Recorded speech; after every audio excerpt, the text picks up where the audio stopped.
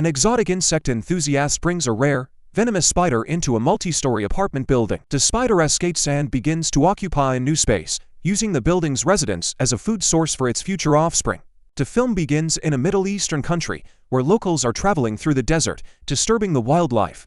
Upon arriving at their destination, they unload their equipment, and one of them, while turning over stones, finds a burrow. He calls the others, and the group starts using gas to force the inhabitants out. Agile spiders emerge from the burrow. One of the spiders jumps onto a person, but his two colleagues ignore his distress and continue capturing the fleeing arachnids. In the end, one of the trappers approaches the victim and ends his suffering with a precise machete strike. The story then shifts to Paris, where Caleb visits a jewelry shop asking to see some real items, as he's looking for a gift. The shopkeeper takes him to the back room and offers a unique pair of earrings. However, Caleb's attention is drawn to a magnificent specimen of a rare and extremely dangerous desert spider, which he also decides to purchase. He returns home to his old house, famous for its unique architectural style.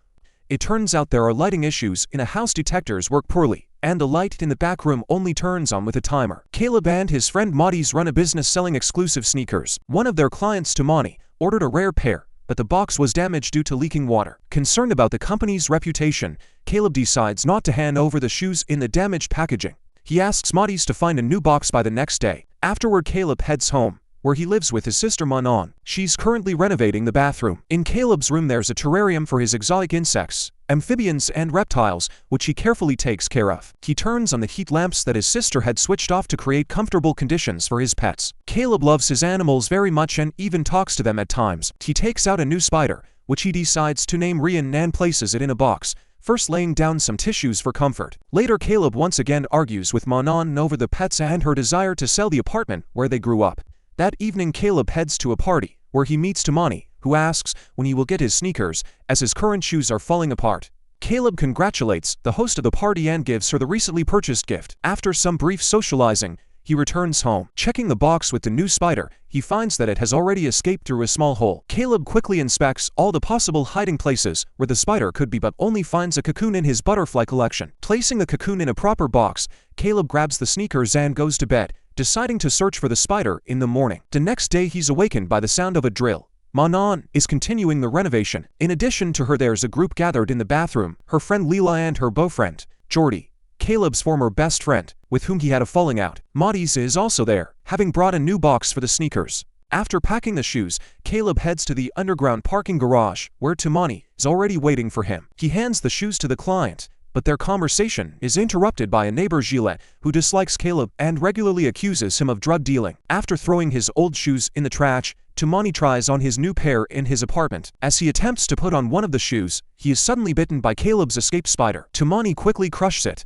but from the shoe emerge numerous tiny spiders, the offspring of the dead arachnid. They begin to aggressively attack the man, who tries to fend them off, while his dog indifferently eats the crushed spider. Upon returning home, Caleb notices that his guests are observing his terrarium with exotic creatures. Politely ushering them out, he checks the room, stuffing cloths under the door to prevent the spider from escaping again. He doesn't yet realize that the spider is already dead, killed by Tamani, who is now suffering from the bite, with blisters spreading across his body and his condition worsening due to venom intoxication. Meanwhile, Maudis and Jordy, after taking out the trash, notice a group of people gathered in the hallway. The crowd has formed around Tamani's apartment, from which the sound of his dog's frantic barking can be heard. When the neighbors enter, they discover a disturbing scene: Tamani's body covered in blisters. The police are called, but they cannot immediately determine the cause of death. The residents start to worry that it might be some sort of contagious virus, though there is no clear evidence to support that. The young people decide to take Tamani's now orphaned dog with them and head to Caleb's apartment to wait out the situation. At the same time, the building's cleaner notices a web in the storage room and sprays insecticide, forcing the spiders to crawl into the ventilation system. Through the vents, they make their way into the bathroom, where Leela is washing her hands. Noticing that the vent cover has fallen, she tries to put it back in place, but slips and falls. When she gets up, she sees the nearby towel begin to move strangely. As she lifts it, one of the spiders jumps at her in response. Frightened, Leela locks herself in the shower and calls for Jordy to help. In a panic, Jordy begins to poke under the cabinet with a mop, trying to force the spider out. After managing to do so, he throws a towel over it and stomps on it. However, when he lifts the towel, he sees that the spider has scattered into a multitude of tiny baby spiders. To make matters worse, another wave of spiders starts crawling out of the shower drain, forcing Leela and the others to quickly flee the bathroom to escape the invasion. The young people carefully seal all the cracks in the bathroom to prevent the spiders from escaping. The guests start to suspect that Caleb brought the spiders into the building. He initially denies it but soon admits that he did indeed buy one spider, a small one. Moreover, he reassures everyone that it was a desert spider that cannot survive in cooler climates. However, noticing the traces of a cocoon, Jordy questions what happened to it. Caleb shows him a box, and Jordy, after briefly glancing inside, quickly shuts it. It's full of spiders. Meanwhile, the cleaner spots a dead spider on the floor. Showing bravery, she grabs a ladder and lifts a ceiling tile to check if any spiders have nested there. Discovering a nest, she takes insecticide and starts spraying it with both hands. Confident that the area is treated, she looks inside again but unexpectedly falls victim to one of the surviving spiders. Jordy suggests calling the police immediately to warn them about the spider invasion. However, Caleb, against common sense and his sister's insistence, decides not to seek help from the authorities, considering it a cowardly move. Maudie proposes going door to warn the neighbors about the danger, but unfortunately not everyone is willing to listen and some don't even open their doors. As Maudie and Caleb descend to the lower floors, they notice that the stairways are already covered in webs. They knock on doors, but no one answers except for the last apartment at the end of the hallway, where the door is ajar. Upon entering, they see the birthday girl from yesterday, asleep in her chair in front of the TV. Caleb moves closer and at that moment, large spiders begin crawling out of her body. Jordy reads online that some species of spiders, when placed in a hostile environment, can grow 10 times larger than their mother. This means that with each new generation, the spiders are becoming bigger and more dangerous, posing an increasing threat to those around them. Later they come across a pool of blood in the kitchen and the source is the dog, from which an enormous spider has hatched.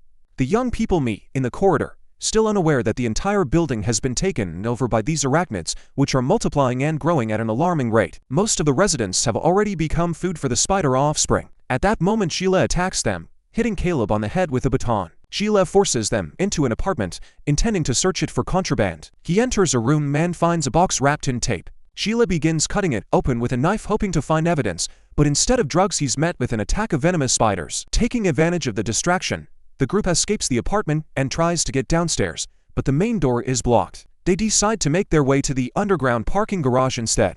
Opening the corridor door, they see that the walls, floor and ceiling are completely covered in webs filled with spiders.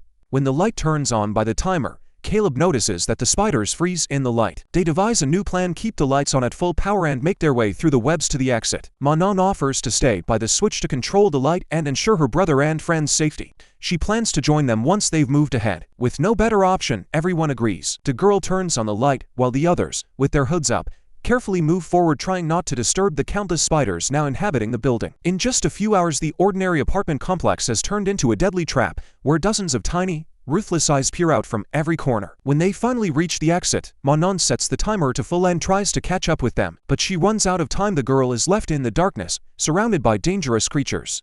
Using a lighter for illumination, she sees a spider, but doesn't dare to burn it. Instead, she bravely pushes forward. The group tries to open the door, but someone on the other side is holding it shut, ignoring their cries for help. Soon gas begins to seep through the gap, followed by gunshots. Returning to the basement, they realize not everyone made it out. Jordy, still in the corridor. Caleb, overcoming his fear, goes back for him and finds his friend still alive but wrapped in webs and covered in spiders. They lock themselves in a storage room, where Maudie proposes a new plan: climb 15 floors and get to the roof. The group heads into the corridor, keeping the spiders at bay with a burning torch. When it goes out, Maudie uses a hand-cranked flashlight and Caleb pulls out a bottle of fuel from his bag, lights it and throws it down the corridor. However, the plan fails. The spiders, fleeing the flames, start crawling toward them on the ceiling. They rush up the stairs, keeping the spiders away with the light from the flashlight. Maudie nearly dies as the girls struggle to remember the code to the attic lock, but they manage to shut the door just in time. On the roof, they take a short breather, but soon the police arrive. The officers order everyone to stand against the wall.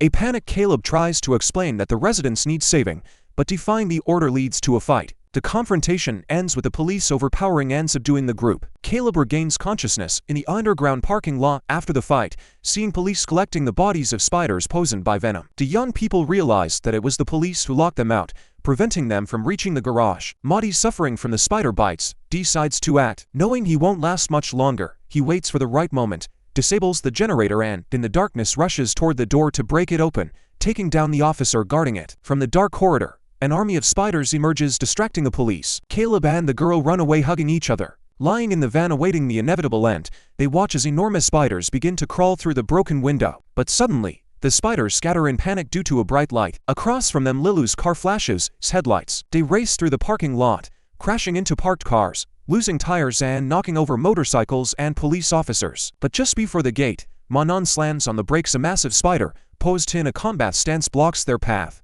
Caleb comes up with a plan. He steps out of the car and tells the girl to turn off the lights. Realizing that the humans pose no threat, the spider moves aside. Limping, Caleb opens the gate and they step out into the blindingly bright sunlight. In the next scene, the camera slowly moves along a makeshift memorial for the fallen residents. The building itself is carefully demolished with explosives, burying the spider empire beneath the ruins. Lilu and Manon watch from afar. In the final scene, Caleb is in the forest, burying a cardboard box with a photo of him and Jordy. Sitting on a fallen tree, he notices a small spider on his shoulder. He picks it up and releases it into the new, unfamiliar world, where it will have to fight for survival. And with that, the movie ends. Thank you for watching, and stay with us.